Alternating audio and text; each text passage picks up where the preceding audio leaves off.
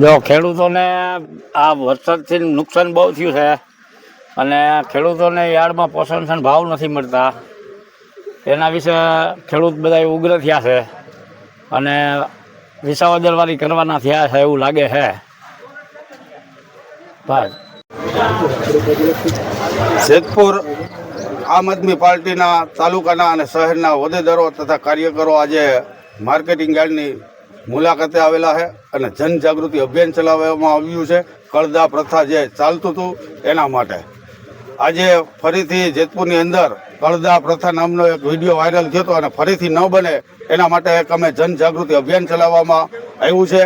અને કળદા પ્રથાની આંદોલન માર્કેટિંગ યાર્ડની અંદર બોટાદની અંદર જે થયું એના અમારા રાજુભાઈ કરપડા, પ્રવીણભાઈ રામ અને 82 થી 85 જણાઓ માટે ભયંકર કલમ લગાડી 307 જેવો ગુનો લગાડી કળદા પ્રથાને દબાવવા માટે ભાજપના એનકેન અધિકારીઓ સત્તાધીશોનો ઉપયોગ કરી જે જેલવારે કરેલા છે એના અનુસંધાને અમે આજે કિસાનોને અને ખેડૂતોને જગાડવા માટે એક કળદા પ્રથા ગુજરાતની અંદરથી નાબૂદ થાય એના માટે અમે આજે માર્કેટિંગ યાર્ડની મુલાકાત લઈ છે.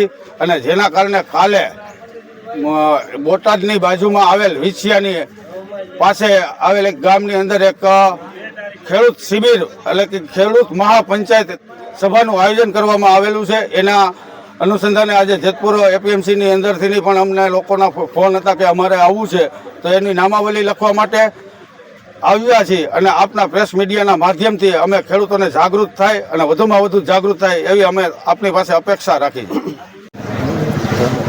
આમ આદમી પાર્ટી જેતપુર તાલુકા અને શહેરની ટીમ દ્વારા આજરોજ અમે જેતપુર માર્કેટિંગ યાર્ડની અંદર ખેડૂતોને જાગૃતિ માટેનું એક જનજાગૃતિ અભિયાન માટે અહીંયા એકઠા થયા છીએ. અને ખેડૂતોને જે બોટાદની અંદર હળદર ગામની અંદર જે ઘટના ઘટી છે, જે કળદા ખેડૂતોને કડદો કરી અને લૂંટી લેવામાં આવતા હતા, તો એ કડદો કાયમી માટે નાબૂદ થાય એટલા માટે અમે એને જાગૃત કરીએ છીએ. અને આ ઘટના જે કળદાની છે, જે બોટાદની અંદર હળદર ગામની અંદર જે ઘટેલી છે, એ સમગ્ર ગુજરાતે જોઈ છે કે કઈ પ્રકારે આ ખેડૂતોની ઉપર કડદો કરી અને એને લૂંટવામાં આવતા હતા.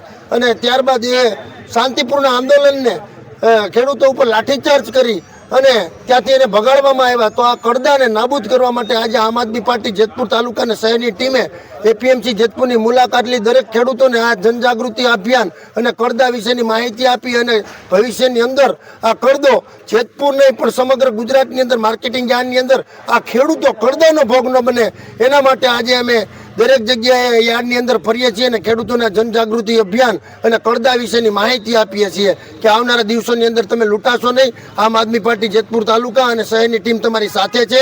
આવનારા દિવસોની અંદર આ જનજાગૃતિ અભિયાન આખા ગુજરાતની અંદર ફરશે અને ખેડૂતોને માહિતીથી ઉજાગર કરશે. જય હિન્દ, જય ભારત.